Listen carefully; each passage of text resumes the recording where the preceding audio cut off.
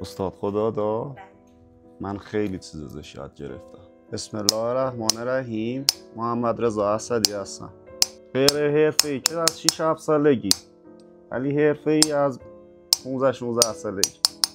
علاقه، البته اولش علاقه نبوده ولی بعدها علاقه بهش اضافه شده و خیلی هم تشدید شده. پدرم، عموام تقریبا میشه گفت یه شغل خانوادگیه.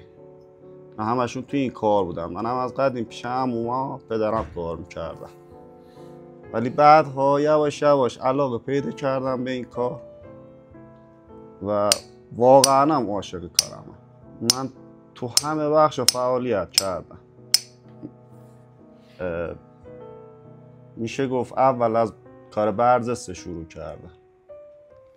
سبک اصلیم برجسته کاریه، ولی ریزه قلم کار کردم، مجسمه سازی کار کردم، ظروف، حد، سه‌بعدی، هر سبکی که شما بگین من تا الان کار کردم. یه حس امنیتی داره. یه نمیدونم چجوری باید توضیحش بدم. البته خیلی عالیه، خیلی عالیه. ما مشکلی نداشتیم تا الان با هم. هممون چفتیم که با هم داریم کار میکنیم. اون یه کاری بلده، من یه کاری بلدم، هممون با هم همکاری میکنیم یه کار خوب در بیاد. هر کاری اگه تیمی باشه خیلی بهتر پیش میره تا اینکه مثلا من خودم به شخص خیلی کارا میتونم انجام بدم، خیلی کارام انجام دادم، ولی وقتی یه هم فکری هم تیمی کنارم باشه کارا خیلی بهتر میتونم پیش ببرم. مثلا خیلی چیزا تو ذهن من هست که تو ذهن مثلا آقا مرتضی سازنده نیست. خیلی چیزا تو ذهن اون هست که من از پسش بر نمیام. استاد خدا دا من خیلی چیز ازش یاد گرفتم. اینو واقعا میگم، همه جام تا حالا گفتم. خودش نبوده ولی خداش بوده. گفتم خیلی از آقا مصطفی خدا داد من چیز یاد گرفتم. سیاست داره، به همون سیاست، به خاطر سیاست در مملکت بسته، صنعتی گردشگریمون خوابیده.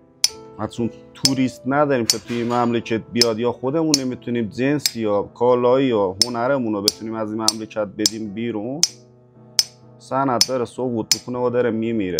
و واقعا هم به نظر من تا الان نیمه جونه، چیزی دیگه نمونده به مرگش.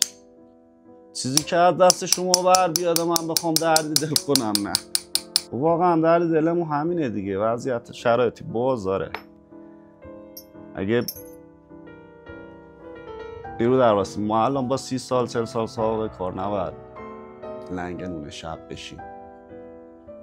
ما اگه یه گوشه از در این مملکت باز بشه، این صنایع دستی، هنرمندا، الان 70% هنرمندا از شغلمون زدن بیرون به خاطر درآمدش. کار خیلی خیلی خیلی خیلی دشوار و خیلی کم درآمد.